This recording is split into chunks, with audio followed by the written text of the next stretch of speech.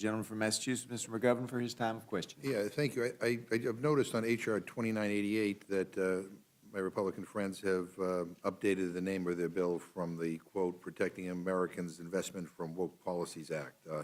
But as I read it, the content kind of remains the same as when we previously dealt with this.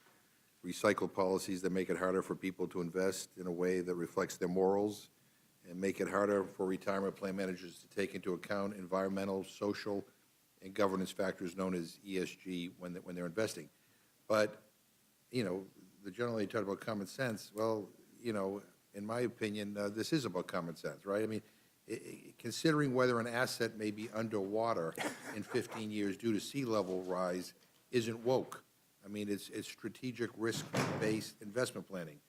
So, I mean, Mr. Chairman, you know, I just want to, just for clarification, just want to ask you if the following investment decisions are woke or not. It's a simple kind of yes or no answer. I mean, is it woke to consider wildfire mitigation practices that could put investor returns at risk? Is that woke? I would say that it could be, but I would say it also an investor with a fiduciary that has concern about their outcome. If that would be something that would significantly impact them, it's not prohibiting them from taking that into consideration.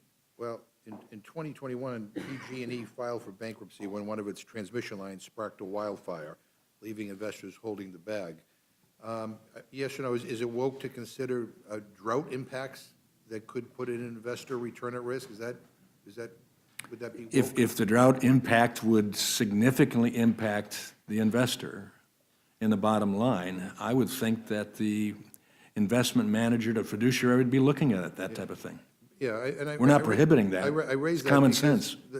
According to the Trump administration, you know, 45% of the country is currently in drought. I mean, you know, climate risk is a legitimate factor, you know, for these investors to consider. Is it woke to consider corporate governance practices like what accounting standards a company uses if they could put investor returns at risk?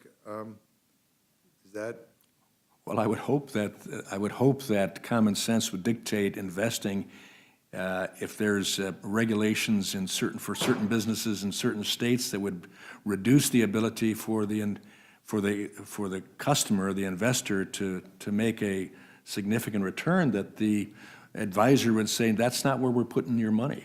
Yeah, and I say that because if investors can't look at this, I mean, investors would not be able to assess potential fraud, just like what happened with Enron, I'm thinking of in this instance.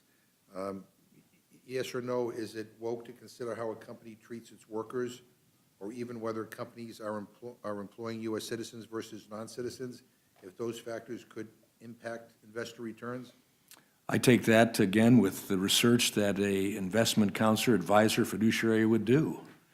What we don't want is a mandate that has to be the case. That's the challenge there. So again, we're talking common sense and freedom to make decisions for the best interest. Yeah, I'm just trying to understand what this bill does. It says those things can't be mandated.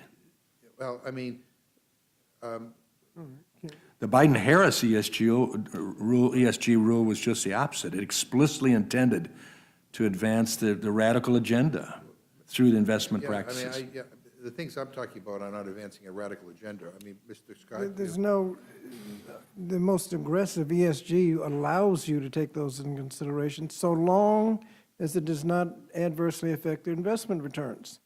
And when you start talking about, if you look at all there's some funds that look very closely at the environmental, the social and governance operations in a company, and those funds do as well as any others. Some do better, some do worse.